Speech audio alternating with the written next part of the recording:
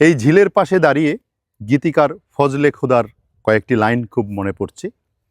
যে দেশেতে শাপলা শালুক ঝিলের জলে ভাসে, যে দেশেতে কলমি কোমল কনক হয়ে হাসে, সেই আমাদের জন্মভূমি মাতৃভূমি বাংলাদেশ। যে দেশেতে বজরা পানসি উজান ভাটি চলে, যে দেশেতে মাঝি মাল্লা নতুন কথা বলে। কি চমৎকার করে লিখে গেছেন। আসলে পিছনের ছবির সাথে একদম মিলে যায় কথাগুলি। ঝিলের জলে শাপলা যেন নীরব সৌন্দর্যের ভাষা।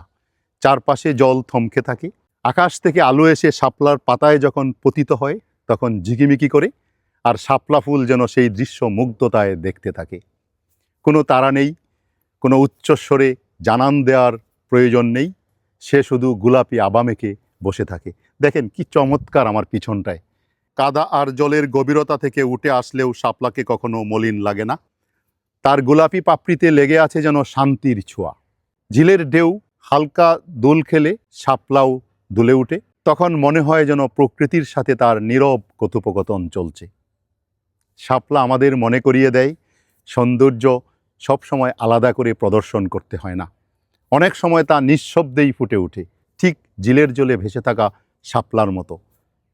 যে তাকাতে জানে তার কাছেই সে ধরা দেয়। আমার পিছনটা আপনারা নিশ্চয়ই দেখতে পাচ্ছেন, একটা অপরূপ সৌন্দর্য এখানে ফুটে উঠেছে। যদিও এখানে জাতীয় ফুল শাপলা নেই, জাতীয় ফুল যেটা আমাদের শাপলা সেটা হচ্ছে সাদা রঙের হয়, আর এটা হচ্ছে লাল শাপলা বলি। দেখতে অনেকটা ম্যাজেন্ডা এবং গোলাপি কালারের। কি চমৎকার একটা দৃশ্য। নিশ্চয়ই ভিডিওটি আপনাদের ভালো লেগেছে।